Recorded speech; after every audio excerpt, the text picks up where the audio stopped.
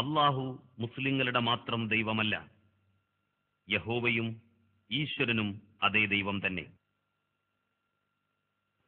ഓരോ കാലഘട്ടത്തിലെയും മനുഷ്യരെ നേർമാർഗത്തിലേക്ക് നയിക്കാൻ സൃഷ്ടാവായ ദൈവത്തിൽ നിന്ന് ദൈവദൂതന്മാർ മുഖേന വേദഗ്രന്ഥങ്ങൾ നൽകപ്പെട്ടുകൊണ്ടിരുന്നു. ക്രിസ്താബ്ദം 7-ാം നൂറ്റാണ്ടിൽ ദൈവിക ഗ്രന്ഥങ്ങളുടെ പൂർത്തീകരണമായി അന്ത്യനാൾ വരേക്കുമുള്ള മനുഷ്യർക്കായി അവതരിക്കപ്പെട്ട ഗ്രന്ഥമാണ് പരിശുദ്ധ ഖുർആൻ. ശാസ്ത്ര പുരോഗതിയിലൂടെ മനുഷ്യൻ വളരെയേറെ മുന്നോട്ടു പോയിട്ടും 14 നൂറ്റാണ്ടുകൾക്ക് മുൻപ് അവതരിക്കപ്പെട്ട ആ ഗ്രന്ഥത്തിലെ ഏതെങ്കിലും ഒരു പരാമർശം തെറ്റാണെന്ന് തെളിയിക്കാൻ ഇതുവരെ സാധിച്ചിട്ടില്ല. അതുപോലെ ഖുർആനിൽ പറഞ്ഞ ചരിത്ര പരാമർശങ്ങൾ 100% സത്യമാണെന്ന് ഭൂമിയിലൂടെ സഞ്ചരിച്ചാൽ നമുക്ക് കാണാൻ സാധിക്കും.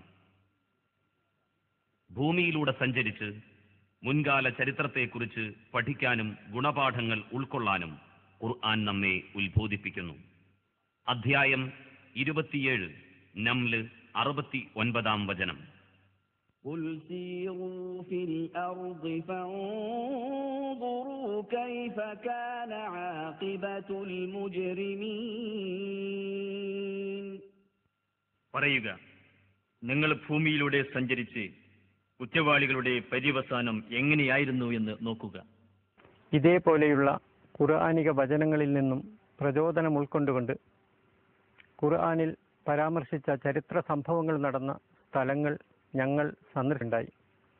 അവിടെയുള്ള ചരിത്രാവശിഷ്ടങ്ങൾ ഞങ്ങൾ വീഡിയോയിൽ പകർത്തി.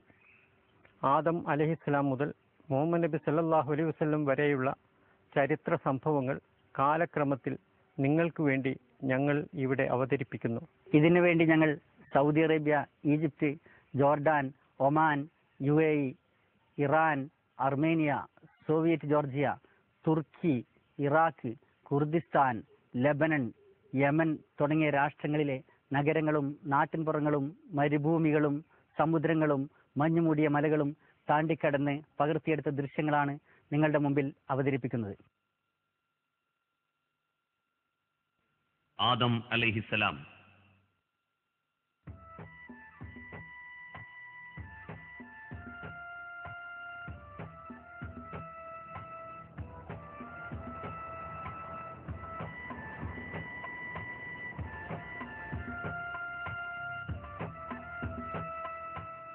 ലക്ഷോപലക്ഷം ജീവവർഗങ്ങളിൽ നിന്ന് വ്യത്യസ്തമായ വിശേഷ ബുദ്ധിയോടുകൂടി സ്വർഗത്തിൽ ദൈവത്താൽ സൃഷ്ടിക്കപ്പെട്ട് ഭൂമിയിലേക്ക് ഇറക്കപ്പെട്ടവനാണ് മനുഷ്യൻ. മക്കയിൽ നിന്ന് ഏതാനും കിലോമീറ്റർ അകലെ അറഫയിലെ ഈ ജബലുർ റഹ്മയിലാണ് മനുഷ്യവർഗത്തിന്റെ ആദിപിതാവായ ആദമും ആദിമാതാവായ ഹവ്വയും ഭൂമിയിലെത്തിയ ശേഷം തമ്മിൽ കണ്ടുമുട്ടിയത് എന്നതാണ് പ്രമുഖമായ വ്യാഖ്യാനം.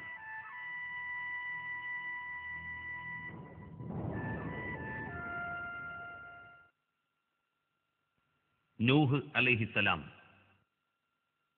ദൈവദൂതനായ നൂഹ് നബി ജീവിച്ച പ്രദേശങ്ങൾ ഇപ്പോഴത്തെ ഇറാഖിലാണ്. ബിംബാരാധകരായ സുമേറിയൻ ജനതയെ അദ്ദേഹം സത്യവിശ്വാസത്തിലേക്ക് ക്ഷണിച്ചു. 950 വർഷം അദ്ദേഹം പ്രബോധനം ചെയ്തതായി ഖുർആൻ വ്യക്തമാക്കുന്നു. ദീർഘകാലം പ്രബോധനം ചെയ്തിട്ടും അല്പം ആളുകൾ മാത്രമേ സത്യവിശ്വാസികളായുള്ളൂ. ഭൂരിപക്ഷം വരുന്ന ധിക്കാരികളെ നശിപ്പിക്കാൻ അള്ളാഹു തീരുമാനിച്ചു. മരപ്പലകകൾ ഘടിപ്പിച്ച് ഒരു കപ്പലുണ്ടാക്കുവാനും സത്യവിശ്വാസികളെയും വംശം നശിക്കാതിരിക്കാൻ എല്ലാ ജന്തുവർഗങ്ങളുടെ ഇണകളെയും അതിൽ കയറ്റാൻ അള്ളാഹു കൽപ്പിച്ചു. ഇറാഖിലെ കൂഫയിൽ ഇവിടെ വെച്ചാണ് അതുണ്ടാക്കിയത് എന്നാണ് ആധികാരികമായ അഭിപ്രായം. പശ്ചാത്തലത്തിൽ കാണുന്നത് ചരിത്രപ്രധാനമായ കൂഫ പള്ളി. ആകാശം പേമാരി കുത്തിച്ചൊരിഞ്ഞു. എങ്ങും ഉറവകൾ പൊട്ടിയൊലിച്ചു. ആയിരക്കണക്കിന് അടി ഉയരത്തിൽ വെള്ളം പൊങ്ങി. സത്യനിഷേധികളെല്ലാം ചത്തൊടുങ്ങി. ദിവസങ്ങൾക്കു ശേഷം വെള്ളം ഇറങ്ങിത്തുടങ്ങി. നൂഹ് നബിയുടെ കപ്പൽ ജൂദി പർവ്വതത്തിന്മേൽ ചെന്നുറച്ചതായി 11-ാം അധ്യായം 44-ാം സൂക്തത്തിൽ അള്ളാഹു പറയുന്നുണ്ട്. وقيل يا أرض ابلعي ماءك ويا سماء أقلعي وغيض الماء وقضي الأمر واستوت على الجودي وقيل بعدا للقوم الظالمين. നൂഹ് നബിയുടെ കപ്പൽ തട്ടി നിന്ന തുർക്കിയിലെ ജൂതി പർവ്വതം കുർദിസ്ഥാന്റെ വടക്കേ അറ്റത്തു നിന്നുള്ള ദൃശ്യം. 6800 അടിയാണ് ഇതിന്റെ ഉയരം.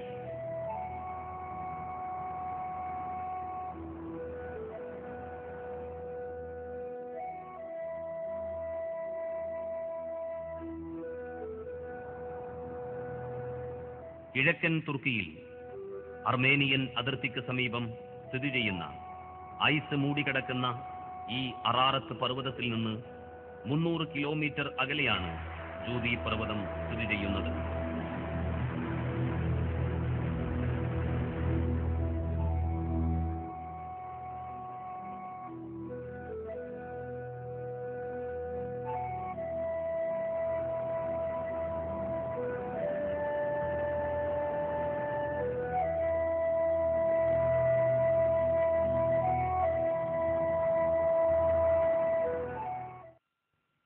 ആദ് സമുദായവും ഹൂദ് നബിയും. ഏകദേശം 7000 വർഷങ്ങൾക്ക് മുൻപ് ഇന്നത്തെ ഒമാനിൽ ഉൾപ്പെട്ട ഷിസറിൽ മൺമറഞ്ഞു പോയതും 1992 ഉത്ഖനന ഗവേഷണത്തിലൂടെ മണൽ കൂനകൾ മാറ്റിയപ്പോൾ കണ്ടെത്തിയതുമായ അഹ്ഖാഫ് അഥവാ ഉബാർ എന്ന പ്രദേശത്തേക്കാണ് നാം യാത്ര ചെയ്യുന്നത്. ഇത് ഒമാനിലെ സ്വലാല. ഇവിടുന്ന് 172 കിലോമീറ്റർ മരുഭൂമിയിലൂടെ സഞ്ചരിച്ചാൽ ഉബാറിലെത്താം.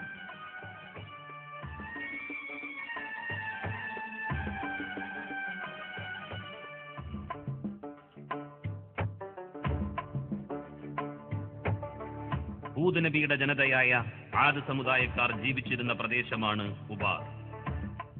മണൽക്കുന്നുകൾ മാറ്റിയപ്പോൾ കണ്ടെത്തിയ ഏതാനും വീടുകളുടെ അവശിഷ്ടങ്ങളാണിത്.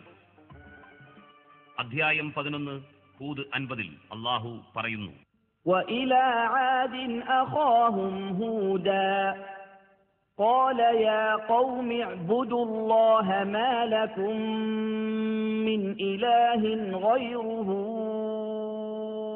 إن أنتم إلا مفترون. ആദ് ജനതയിലേക്ക് അവരുടെ സഹോദരനായ ഹൂദിനെയും നാം നിയോഗിച്ചു. അദ്ദേഹം പറഞ്ഞു: എന്റെ ജനങ്ങളെ, നിങ്ങൾ അള്ളാഹുവിനെ ആരാധിക്കുക. നിങ്ങൾക്ക് അവനല്ലാതെ യാതൊരു ദൈവവുമില്ല. നിങ്ങൾ കെട്ടിച്ചമച്ച് പറയുന്നവർ മാത്രമാകുന്നു. സൂറത്ത് ഹൂദിൽ തുടർന്നുള്ള സൂക്തങ്ങളിൽ ഹൂദ് നബി പ്രബോധനം ചെയ്ത സത്യസന്ദേശത്തെ അവർ ധിക്കരിച്ചു തള്ളിയതായി ഖുർആൻ പറയുന്നു.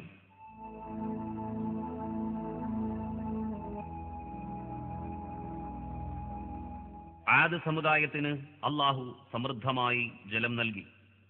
അക്കാലത്ത് അവർ ഉപയോഗിച്ചിരുന്ന ഒരു കിണറാണിത്. ഇപ്പോഴും അതിൽ വെള്ളം സമൃദ്ധമാണ്. അധ്യായം 89 അൽ ഫജ്ർ 6, 7, 8 സൂക്തങ്ങൾ. ألم تر كيف فعل ربك بعاد إرم ذات العماد التي لم يخلق مثلها في البلاد. ആദ് സമുദായത്തെ നിന്റെ രക്ഷിതാവ് എന്ത് ചെയ്തു എന്ന് നീ കണ്ടില്ലേ? അഥവാ തൂണുകളുടെ ഉടമയായ ഇറം ഗോത്രം. അതിനു തുല്യമായിട്ടൊന്ന് രാജ്യത്ത് സൃഷ്ടിക്കപ്പെട്ടിട്ടില്ലാത്ത ഗോത്രം.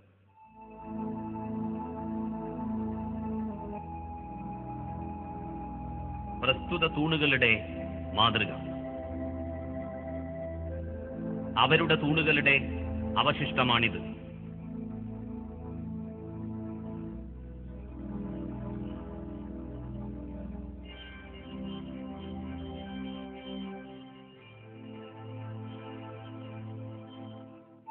ആദ് സമുദായം ഉപയോഗിച്ച വസ്തുക്കൾ: